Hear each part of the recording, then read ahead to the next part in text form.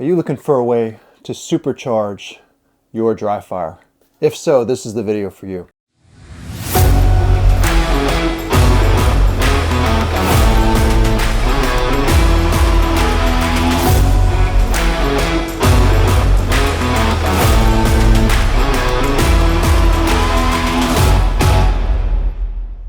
What's up, guys? My name is Rob Epifania. I'm a USPSA Grandmaster and I'm the owner of Systematic Performance Concepts. In this video, I'm going to talk about what I've been using to replace my dry fire training and to help enhance the results that I'm seeing in live fire. There is an app, Ace Virtual Shooting, acexr.com.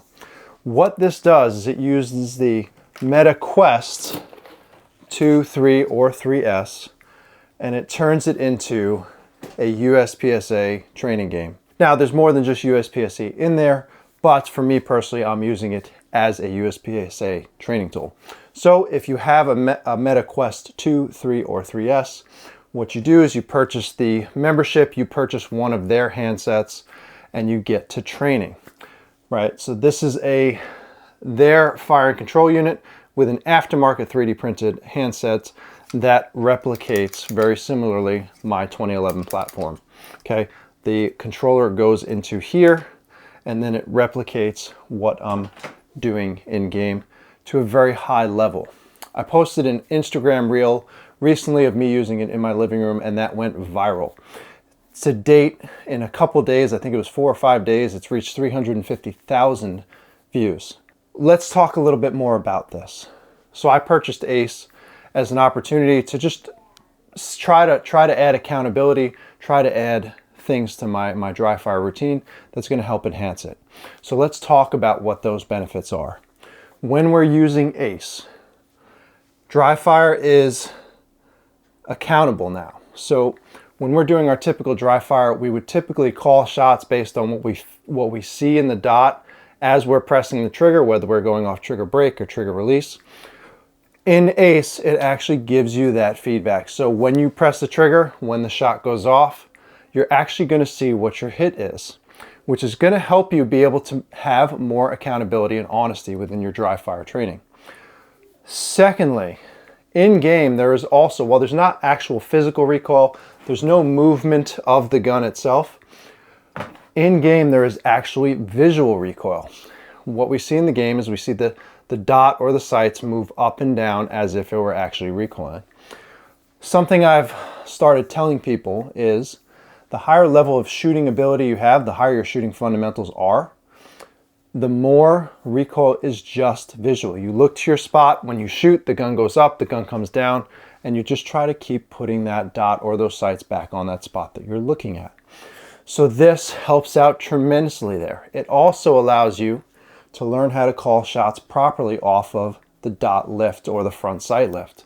By being able to do that, it helps you to be able to call shots better at higher speeds. So now we're not just going off a tactile trigger feel, we're going off of a visual connection and what we actually see and what we're processing in the moment.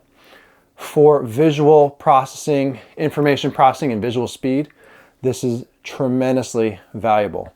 Because your eyes, you can actually see the results of what you're trying to do. So you get hits, you get time on the drills that you're doing. You also get scores, so you get hit factor based scores. As you start to push your speed more and more, your visual speed specifically, you're getting the opportunity to see the feedback on what's happening there. Where is it falling apart? What can I do to start to improve my scores over time? You also get the opportunity to see exactly what hits were when. So they have shot time, they have a typical shot timer like you normally would, but they also share that information on the screen. So every target, every shot 13 had a 60 split and the time was this. Shot 14 had this. So sometimes when you're training, you don't know which shot was the Charlie, which shot was the Alpha. It'll tell you exactly what it is. Which brings me to the next point. When we're training, we have a leaderboard in this game. So we're competing against people all over the world, which allows us to also see what's possible. So if you shoot a drill You think you shot it really well, maybe the best you ever did, and you see you're lower on the leaderboard, it starts to get you to be creative and think about, well, how can I get this to be better? Training in itself is feedback loops. By being able to take what you just did and give yourself feedback on how to make it potentially better, right? This is how we train. This is how we're able to focus on the specific things we need to do. So ACE is very, very valuable in that sense. The thing they also have within that is they have what they call the series. The series are 4 or 5 stages in a row that you need to perform well on, all of them, in order to get a high score on this leaderboard. So you have the opportunity to really grow your consistency. A lot of people can do very well in practice, especially when they have a lot of repetition, but when they get into the actual match, they struggle because they only get one chance at it. So by being able to run these series, you start to get used to performing several different stages in a row with good execution. I'm going to share a video of myself in the living room doing the stage and then what it looks like inside the game. You guys are going to see this is Dryfire on steroids. So if you are able to take this and apply it to Dryfire training, it's going to enhance everything, right? Specifically visual processing and visual speed. That's going to be enhanced the most. And then you have great opportunity to give yourself very, very effective training.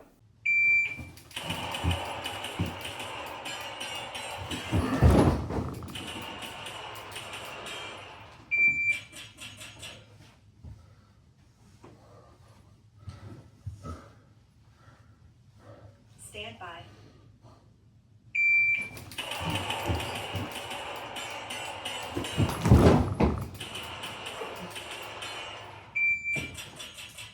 Now, things to pay attention to. When you're training with this system, it's very easy to get yourself into what I call junk repetitions. Junk repetitions, just like in Dryfire, just like in live fire, you are not paying attention to what's actually going on in the interest of getting lucky one time. The key when you're training with this system is to learn to recognize when you're starting to get into that territory. It's okay to push speed. It's okay to challenge yourself. You should. You have to. But once you realize you're not actually paying attention, you're not aware of everything that's going on and able to start making corrections based off that, that's when you're starting to get into junk repetition territory. There are a lot of people that will chase that leaderboard. That same leaderboard that can be an advantage could also be a disadvantage because you're just looking to hook up one time. That's not going to help your training. That's actually going to hurt it. So that's something to pay very close attention to. Also, if you're not fundamentally sound with your shooting fundamentals, what is actually going to happen is the recoil is going to appear to be less in the game than it is in real life. Now, the stronger your shooting fundamentals get, the more that inverses. So for me, something that I personally noticed that's very interesting and confirmed in live fire is that the dot moves around more erratically in the game than it does in real life. So for me, that's a value add. By learning how to be able to work with a dot that's more unpredictable, more shaky in game, it actually gives me the ability to have more confidence when I'm shooting live. Also, for me personally, I find the dot is a little bit harder to find.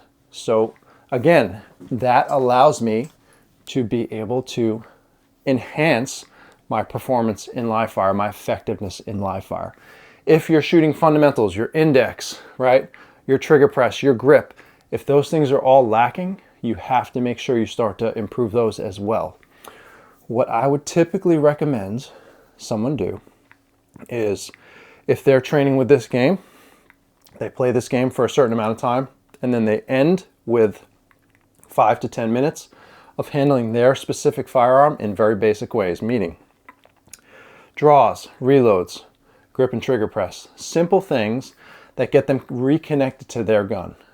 And when they're shooting live fire, the focus should be on shooting fundamentals. Let ACE do the vision, the processing, the transition side, getting you starting to move faster, target to target, while you develop your live fire ability to have great shooting fundamentals that now support and complement each other.